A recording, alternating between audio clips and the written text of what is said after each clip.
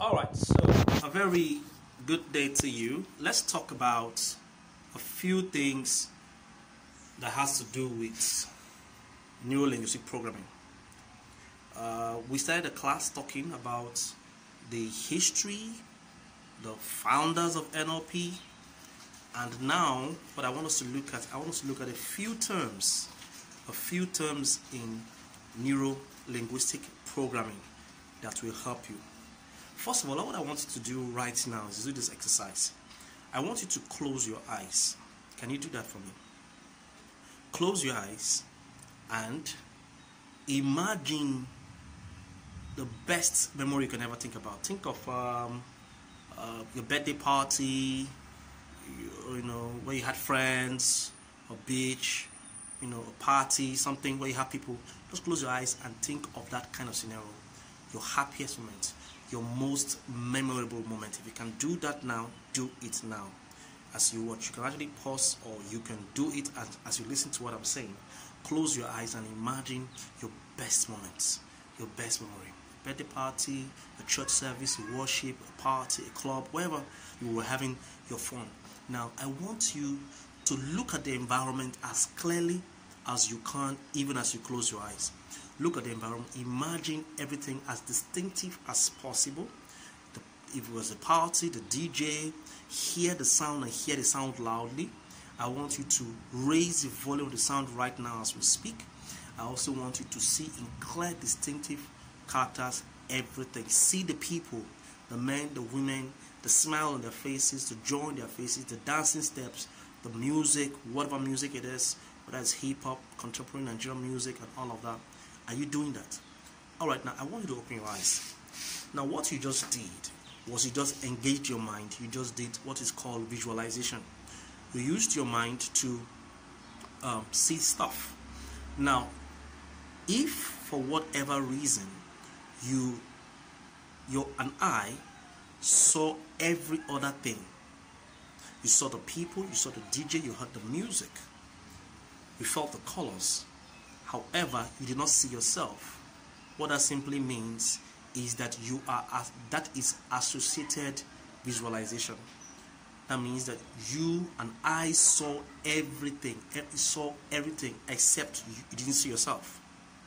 Now, the some people who did that imagination, did that visualization technique, and they did not see themselves. They only had a view of everything aside themselves. They saw others, they saw their uncles, their aunties, they saw people who were dancing in the party. It was a party that you chose to visualize.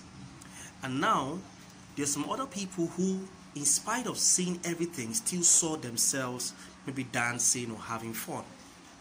Now, if you saw yourself, an image of you, you standing in your figure, whatever dress you're wearing, what that simply means, that is what is called a dissociated visualization technique. What that means is that you have separated yourself, you're dissociated from yourself, so that you're seeing yourself in the picture in your mind. Now, why is this important? It's important because associated states and dissociated states helps us to achieve our goals, help us to separate ourselves from certain emotions. I'll give you an example. If you want to overcome stage fright, one of the key elements in overcoming stage fright is to do a mental rehearsal, is to see yourself, that part of you that you expect to be confident, that you expect to be eloquent, that you expect to know what to say, aside from you just standing. And then your eye is viewing that person clearly. And the next thing you want to do is that you want to ensure that that person you're seeing has all the qualities of a very strong public speaker. Person can speak well, he's standing before the crowd is responding positively to him, people are excited to hear and to see him.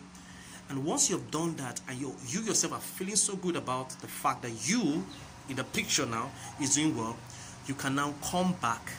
That picture can now come back and enter into you, and you open your eyes. So there are times when you do that to, empower yourself to succeed. Literally, because you're usually pulled to what you see.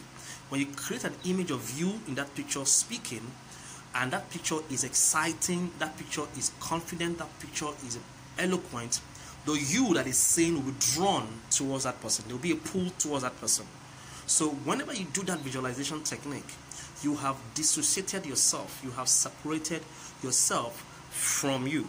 All right. So you can use it to handle stage fright. You can also use the technique to handle critical situations. Maybe you are thinking about how to respond to a negative comment or to someone who was made a very nasty remark on you. What you simply do is very simple. You can close your eyes and just imagine that scenario again, or a scenario, and then imagine the heat, the words you're about to say, or even get angry in that, and imagine you standing there being very angry, talking to that person in a very, very annoying manner, and imagine his response. Stand aside, dissociate yourself from that scenario, and look at you talking at that person. Most likely, because you hate what you see of yourself in that imagination, you will refuse to do that in actuality. You say to yourself, no, that's not how I want to behave. That's not how I want to respond. That's not what the impact I want to have on this person. If this person is going to change or become better, perhaps I will do it in another way. So the associated state and dissociated state is a very powerful visualization technique that enables you to separate yourself. So you can sometimes see yourself, all right, that's dissociated, when an eye is looking at everything then that is associated. Now this visualization technique is very powerful, and in NLP we teach it a whole lot to help us be more in control, because our vision largely determines our emotions. What we see is how we feel. You know, our motivation is related to our vision. So if you're not having motivation, that means you're not seeing right. And you don't have to see something physically. You can see it in your mind.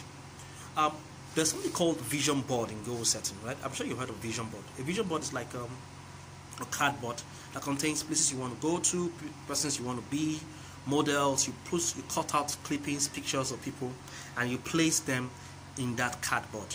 Amazing, amazing stuff. But now, here's how this works. So because you're seeing it, you're pulled towards it because you're excited about what pictures you're seeing. There's motivation, there's excitement, and you're pulled towards achieving your goals for that. That happens physically. The same thing that happens physically can also happen in your mind. All right.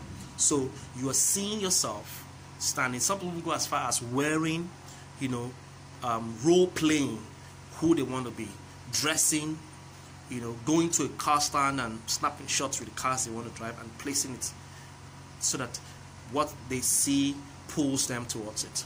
So these are different ways you can use to get yourself to be to do the associated state and dissociated state, or what we call the associated visualization technique or dissociated visualization technique. These principles are powerful and they can help you. Of course, you can't understand this until you use them. So close your eyes and if you're having issues forming pictures, some people, when they do these things, they say, I can't see, things are very foggy.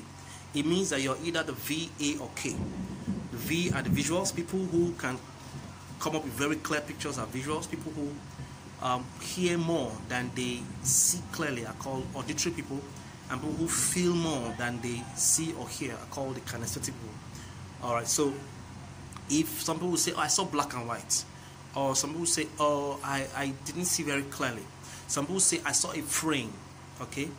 There was a frame around the picture, like as if I was watching a television. Some people say, I didn't see a frame. There was no frame.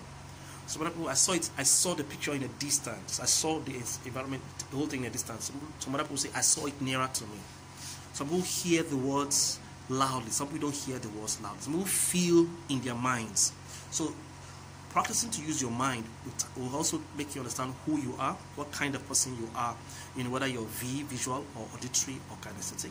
It will also enable you to improve yourself, because I believe that you should master visualization, because we all have a visual part of us. At least we dream and we imagine, and we go into trances. We go into trances a whole lot of times. So you can practice use your visualization technique and helping yourself become that kind of person that you are.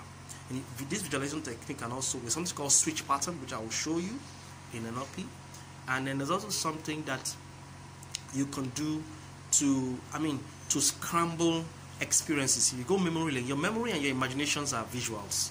So if you go back memory lane to an experience that you had that was negative in your mind, you can do the dissociated thing and see yourself doing that thing and then reject it. Or you can scramble, because you're the control person here, you can scramble the experience, the visuals of the experience.